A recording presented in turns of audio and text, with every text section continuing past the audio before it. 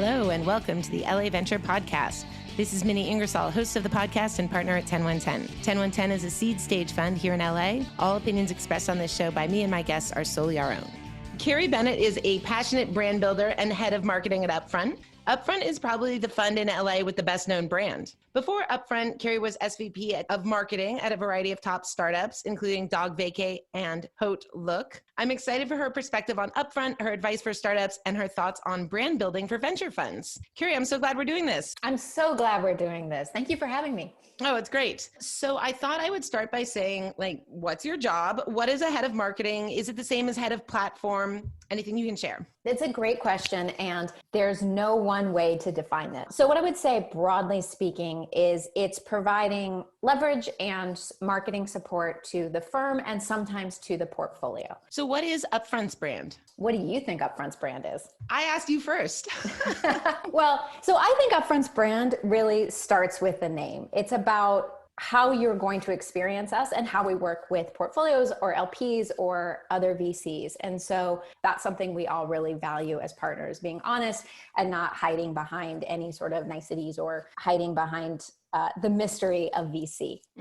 Do you think of the Upfront brand in relation to anything else, like in relation to other LA funds or in relation to sort of the venture ecosystem as a whole? That's a great question. I mean, I certainly think of the Upfront experience in relation to all of that. One of the things that Upfront really values is community. And so one of the things I really like about my job as head of marketing at Upfront is obviously I want Upfront to win. I care about Upfront. I'm team Upfront. But I really do think about adding value to the community. And I assume that it will pay off to Upfront in the long run. Yeah. When we were talking about fundraising, my partner, David Waxman, was like, we should call Mark Suster. And I was like, you think he'd help us out? And he's like, yeah, he's interested in helping the ecosystem. And how do you think about LA's brand? Just in general or for tech? I meant it more for tech, but wherever you want to weigh in. I think there's a real spirit of collaboration and support. I think everybody really still feels excited for everybody else to win. I really think everybody's excited for everybody to be successful. I think everybody shares their information. What do you think? How do you think it's changed over time? Oh, I would echo what you said. And in the Bay Area, being a VC is a negative thing. And in LA, you say, I'm a venture capitalist, and people say, oh, how cool. And we need to be deliberate in maintaining that. Let me stick in LA. And if I think about LA venture and think about the different firms and sort of put them on a continuum of maybe BAM or M13 are over here on the consumer side, and over on the other side, there's Embark or Lux Capital on the frontier tech. Where would you say Upfront fits in that sort of continuum? If you're talking about categories, then yeah, I think we're probably in the middle, and it's probably, less of a spectrum and more of a quadrant. And I would say we're certainly category agnostic. We're deep in SaaS, we're deep in enterprise, we're deep in commerce, both B2B and B2C. Certainly some of our more well-known investments are in the consumer space, whether that's Goat or Parachute Home or ThreadUp or even Bird. But that's often because consumer businesses are more well-known. But we have ag tech investments. We're invested in a company called Appeal Sciences, which is a big ag tech company. We're in future of work. We're in fintech. So we're really across the board in terms of categories. Okay, what if you stay with my continuum for a second and put the partners from Upfront on this continuum and sort of say, who's the most consumer focused and who's the most tech focused? Oh, well, okay. First of all, I think I'm going to take issue with the fact that consumer isn't tech, right? I think that people think that a lot. It's the same way that everybody thinks marketing is not a technical thing, right? So I've been at Upfront for almost 5 years. And what's been interesting to see is that most partners have evolved the areas of focus that they are investing in, that they're enthusiastic about. And I think that just speaks to, people learning and finding new things and finding new passion points and the industry evolving. Certainly, Greg Bettinelli is deep in commerce and experience. Prior to coming to Upfront, he was the CMO at HauteLook, where I worked with him. And a lot of his portfolio has commerce and I would say consumer elements to it. So whether that's Goat, which is a sneaker resale marketplace, and that is consumer facing, but also really about sort of fans and communities. But on the flip side, he's also invested in companies like Envia Robotics, which is warehouse automation. That's commerce related, but it's not consumer. or Happy Returns, which is enabling in-person returns for online purchases. That's kind of B to B to C. So nobody really has only consumer focus or only software focus. I think everybody really just is excited about different areas as they sort of grow and evolve as investors. Let me change gears a little bit off Upfront and how you work with your portfolio. You know, I'm a seed stage company. Do I need to start thinking about my brand? How does that process evolve? How do you coach people? So the answer is you think about your brand starting from day one. I'm sure maybe you find the same thing with startups is they're really good at telling you what they do. They're not as great at telling you why that matters, who they do it for, what problem they're solving, and walking you through a narrative that if you're not an expert in their space, that you can't understand, right? And so I think part of what a startup should be doing early on is really thinking about that narrative and that storytelling. Then down the line, that turns into logos and brands and website and press releases and content and all of those things. And each startup has a different timeline as to when they do those different things. And are there exercises or like workshops you've seen that really help startups crystallize that narrative or define their culture? We're rarely running into somebody who's like starting from nothing, right? And so part of it is just how are you putting this raw material together in a way that is consistent, that articulates how you want to be perceived and is an actionable thing. I'm sure a lot of people listening have had brand experiences where you get, you go through this brand exercise and then you have a 200-page brand book and there's a lot of mission statements and nobody ever uses it. But to just be really clear on what's your 2-line elevator pitch that encompasses not only what you do, but who it's for and why it matters. We all think we know, and then we start talking about it and, it's really hard to articulate. Okay, so everyone needs a 2-line pitch. Everyone needs a 2-line pitch. What are other actionable things I can get out of this exercise? Yeah, absolutely. I think brand values is a really key one. One exercise I really like is we're this, not this. We're playful. We don't take ourselves too seriously. We are knowledgeable, but we're not experts. Sometimes people like to do that exercise where they say, we're fun, we're not silly. And I'm like, well, nobody wants to be silly. But what's a good thing you don't want to be? Making those decisions about what aren't you? And I think with startups, 80% of what you do and how you do it is pretty consistent because you have not that many people and you're kind of all looking at the same stuff. And so it's not that it's going to go so crazy, but it's that 20% on the margins where you're inconsistent or it's not user focused. That's another thing that I think startups can really do is who is your user? And I actually say, let me revise that to say, who is your customer? I think a lot of times startups think about who their user is, who's clicking, who's buying, who's using the software. But that's a very company focused way to think about it. And that's valuable. That's one way to look at it. But who are these people as humans? What else does their life look like? What other brands do they experience? What is the problem that you're solving for them and how have they solved it to date? Are there other buyers or influencers in the mix? What do they care about? And so really understanding that human with your company as part of their lives, but not at the center of their lives is a really valuable exercise. Interesting. So that's the consumer, not the user. It's Well, just a reframing. It's a reframing. Right. Could be the same person, by the way. But yeah, I think a lot of people think about users and like, how do I get this click to do this thing and drive this dollar? And that's a very, how do I get you to do what I want versus what do you want? And how do I give you something that you, mini consumer wants? Okay, that makes total sense to me. But that also sounds a lot like what product teams do. And so where do you define what is marketing, what is product, what's brand? Where does this all fit into the organization? And when do I go out and hire specialized people for specialized functions? Oh, this is the $1 million question, Minnie. How long do we have?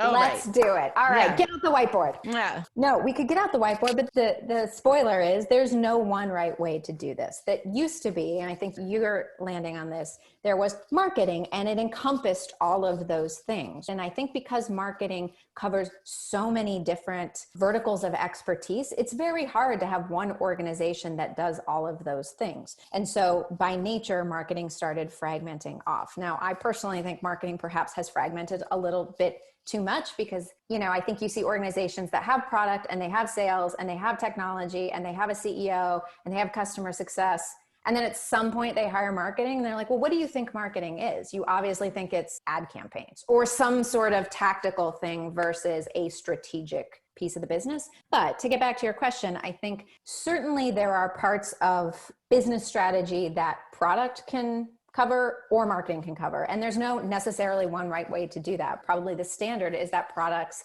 thinking about the user. Totally. So product has to think about the user and how the product and the user interact. But then I feel like marketing people vary. Like growth marketing people sometimes are very funnel focused. Very funnel focused. Very funnel focused. You know, I think when you're funnel focused, again, it's very conversion focused. And so it tends to be, how do I get this action that I want? And that's the worst kind of growth person, right? The worst kind of product person is, how do I get them to click this button? I'll just make the button bigger. I'll just put an interrupting page. I'll just whatever. And the worst kind of brand people are the ones who are so precious about the fact that it needs to be this kind of brand that they don't ever think about the business needs, right? Everybody can go down the wrong path, but hopefully everybody's keeping the user in mind, the consumer in mind. Even I'm doing it. And so in your waving magic wand, you would have more sort of centralized marketing, CMO level leadership that, well, I'm putting words in your mouth. Well, I'm a marketer, so I would say that, right? I do think that centralizing a little bit more ensures consistency, and it ensures everybody's working together, that there's not sort of redundancies in what people are doing, and also that there's not siloing. But for a 50-person company, having various teams, having the comms team and then the design team, and then content's in a different place with social, and then SEO is product, and then your product marketing over here, I think you end up with a lot of different activities and no sort of centralized strategy. What's the difference? What is comms? What is it, a subset of marketing? As a great question, Minnie. It can be, or it cannot. Sometimes comms live separately from marketing because it's narrative, storytelling, investor relations, PR. Sometimes social goes into comms, sometimes it doesn't. I think a lot of enterprise and B2B comms can be separate because it's covering different things, versus in a consumer business, comms and marketing and campaigns maybe tie together a little bit more. Again, there's no one right way to do it, but you want to have it. Got it. Yeah, I think I knew that comms was more storytelling. When you're working with portfolio companies, are you coaching them on their marketing? What are you doing there? Definitely. And, I would say all of our partners are terrific marketers. Kobe and Greg were both CMOs. Aditi was in product. I think where I've seen real success with startups, whether it's ours, whether it's how we interact or others, is really thinking through before they're going to fundraise, what is the story? What do people care about? How do I make this important? And how do I tell it? One of the things that I observe with startups is that as they grow, as they're lucky enough to grow, right, and raise a B or a C and become a big company, they're often still using the same stories and proof points and communication style that they did when they were just like this scrappy little nobody, right? And that's not helpful. That's not representative of the business, and that's probably not helpful to the company. And so one of the things that founders really need to do as they go on that journey is think about, how did they evolve as a storyteller? How do they evolve as the face of this brand, if they are in fact the face of the brand? Do you have any good examples of that, or can you explain it more? You still have the same pieces of who are you and how did you start the business and what do you do? But I think early in the seed stage, the origin story and the genesis of your discovery of the problem and your discovery of the solution, that's basically the whole story. And as you get down the line, continuing to sell the vision without also explaining how you've built the business and what the business success metrics are and what the team looks like and sort of how you're building a market, not what it could be and you're going to solve this problem, but you're building a market, you're creating a movement, people love you, and the proof points to share that's different. And also I think there's a difference, if you think of a founder over the course of say 5 years, when you're nobody and you're begging, you're not begging for money, but you're convincing people to buy into this sometimes harebrained scheme of yours, that's a different way of speaking and presenting yourself than somebody who's heading up a $500 million business. You are a different kind of leader. Are you conveying the gravitas of somebody who might be an acquisition target for, multi-billion-dollar corporate organization. Those are two different ways of communicating. Okay, so presumably that's something the CMO could help coach them with, or do startups even have CMOs anymore? For a while, I think the CMO was not something anyone wanted to be.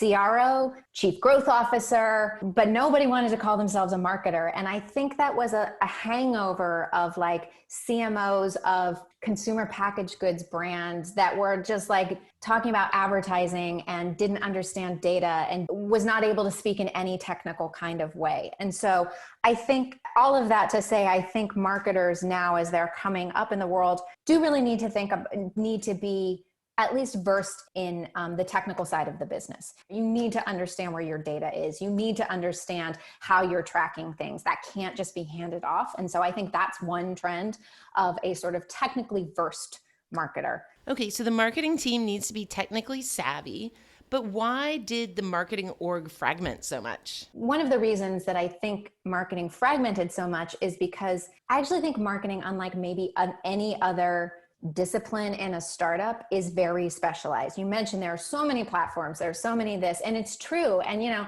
10 years ago when I was working at an e-commerce business, Facebook was still really exciting and new, and you could innovate on it and you could come up with new things. There are no sort of big silver bullets right now. I think as soon as there is one, everybody figures it out. Everybody is quick to jump on that and mine that for results. And so you have to be in the platform every day. You have to be really well-versed. And I think that's very hard for a small marketing team. So a better way to say what I was trying to say is I think that marketing requires a lot of specialization. If you're an SEO specialist and then somebody's like, hey, can you do this press release? You're like, I don't what? Or if you work in Facebook and somebody wants you to do event, they're very different categories. But also I think people are going to become a handful more of generalists and pull-in specialists that are outside, that are agencies. Just to be really tactical, when does it make sense to hire an agency, and what sorts of agencies have you seen work really well? It depends for everybody. That's my answer for everything. It really depends on the organization. I think bringing in an agency can be really useful when a few things are in place. One is you have somebody that can dedicate the time to manage an agency. I feel like you get the agency that you deserve, both in terms of the process you went through in picking them and how you manage them. And I think so often people think, I'm going to hire an agency so I never have to think about it. And you're like, well, that's not going to work out well at all. I think when you're testing things out, that's a really valuable time to try an agency, or you think there's something there, but it's a specialized skill that maybe you don't have. I've seen some really great growth agencies because they're really specialized in Facebook and Instagram, and that's what they specialize in, and that's what they do all day long. PR agencies as well. I think they get a bad rap, but I think having a PR partner, if that is not a core competency of whoever's inside the organization, that's something I think people think, well, how hard can it be? I can just email someone and they'll cover my news. And like, that almost never works. Okay, so I can't just write a one-pager on my seed round of financing and hope that TechCrunch writes about it.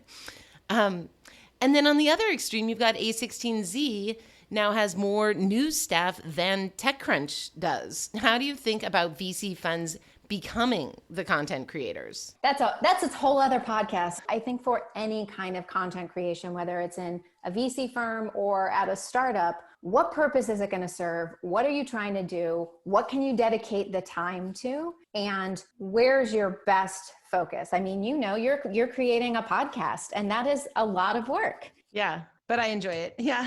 And that's a great place to say. I think a lot of people say, oh, I want to blog and I want to be really active on social and I want to do all these things, but they don't actually like writing. So why would you want to blog? But they want the end result of having this content and not the content creation. And so I think that thinking about what are you trying to communicate, who is the audience, and what can you commit to doing is the best place to start. Well, and I look at Mark Suster and I'm in awe of his communication skills.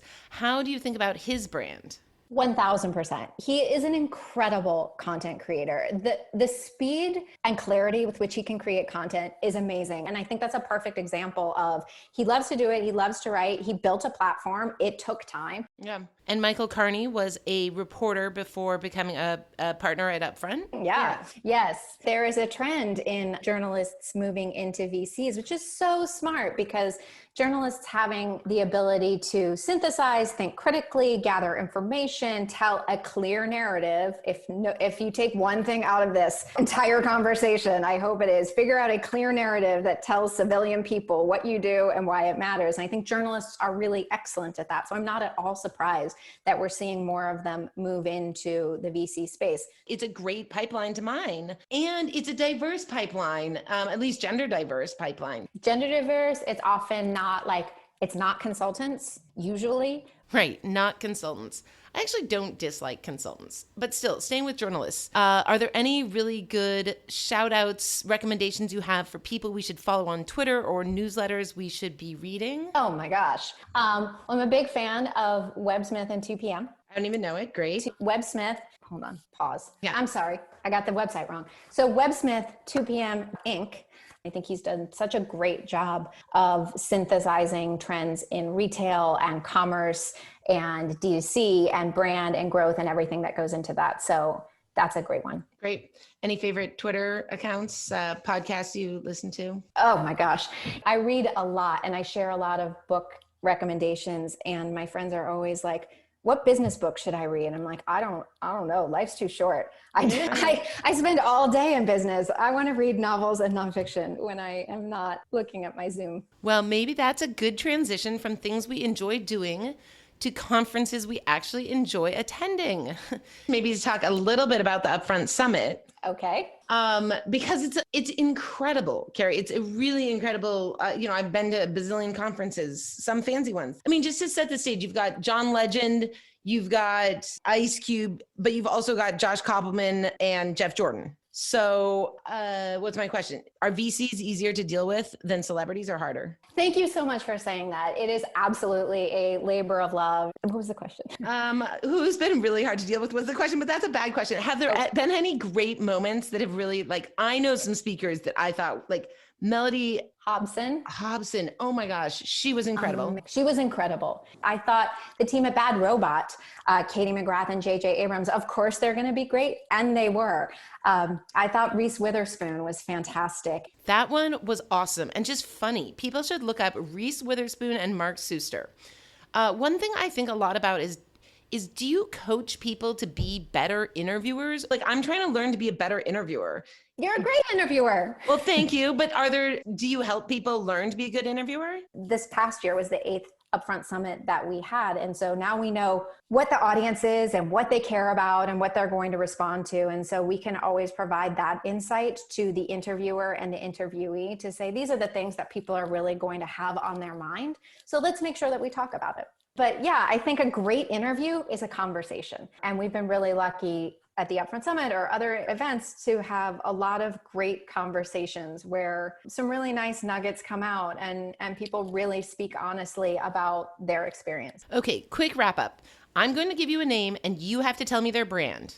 I'll start easy. Kara Nortman. Who doesn't love Kara Nortman? Everyone loves Kara. If I had $1 for everybody that I meet in my life that says they love Kara Nortman, I would be starting my own fund to invest in Kara Nortman.